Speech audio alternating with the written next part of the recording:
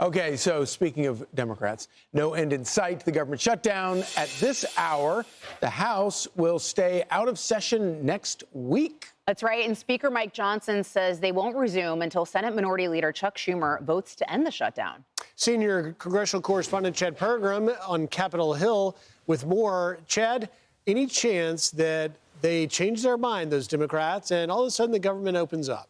Not just yet. A long government shutdown. That may be what we're in for. There are no real talks. In fact, the sides appear to be talking past one another right now. There's not a combination anytime soon of votes to reopen the government.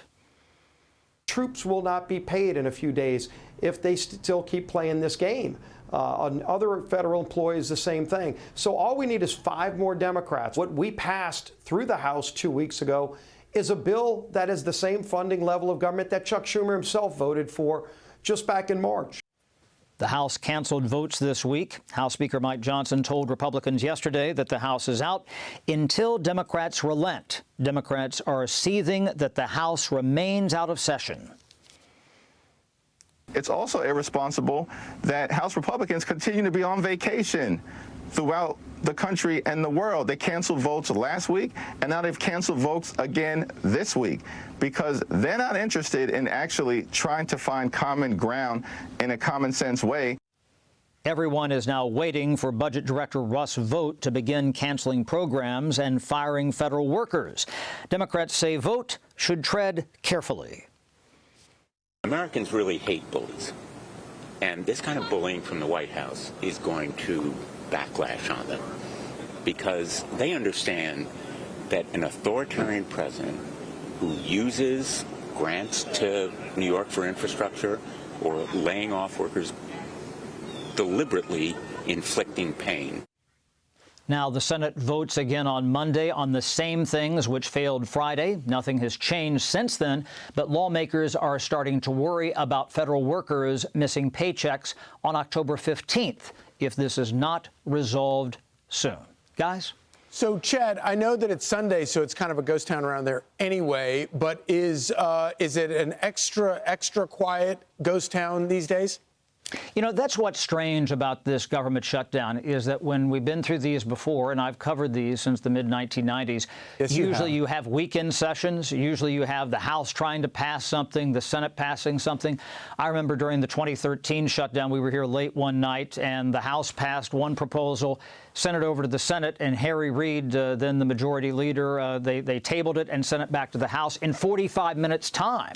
So it's really weird. This is just kind of a strange situation where both sides are locked in. And to not have the House here, there are some Republican aides who will tell you privately that they think it's a bad optic if the House is out of session. I will say, though, politically, that might help a little bit because when we've had government shutdowns before, the tension in the building rises, and we've had people at each other's throats, and so sometimes that might make this a little calmer and maybe give them an exit strategy eventually. Well, you want to be careful. You don't want to be walking around the darkened hallways of the Capitol and run into Russ Vought dressed up as the Grim Reaper. Indeed. Well, I have a flashlight on my phone here. Okay, good. But you know, the thing I'm always worried about is the demon cat here at the Capitol. We're getting into the Halloween season, and that's kind of a Capitol legend, absolutely. But no, I don't think they're going to change anything anytime soon here. Chad, do you see any off-ramps for the Democrats or any places of agreement to end this thing? Yeah, eventually, you know, there have been some informal conversations between Democrats and Republicans about trying to do something on the Obamacare side, maybe reopen the government and start to bring down those subsidies over a period of time, but re-up them right away. However, anything that they would pass in the Senate right now probably could not get through the House, and that's the problem. And that's where I say, you know, it's all about the numbers, it's about the math. You know, we thought this in March, if the government was going to shut down then, that some people thought that there might not be a combination of votes to reopen the government, and that might be what we're in right now. But the thing that we should look for is polling. If one side or the other, Lisa, starts to see that they're getting hammered here, they might try to run for that exit ramp.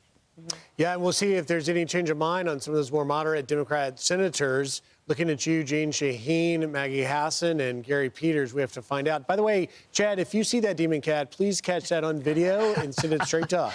I can show you where the demon cat signed his name. There's a D.C. in the floor on the Senate side, but I think that either refers to District of Columbia or Direct Current or Detective Comics. I'm not sure. He is a thesaurus and immense knowledge of all things Capitol Hill. Chad Pergram, thank you very much. Maybe it was the demon cat signing all those pardons under the Biden administration. I'm Steve Ducey. I'm Brian Kilmeade. And I'm Ainsley Earhart. And click here to subscribe to the Fox News YouTube page to catch our hottest interviews and most compelling analysis.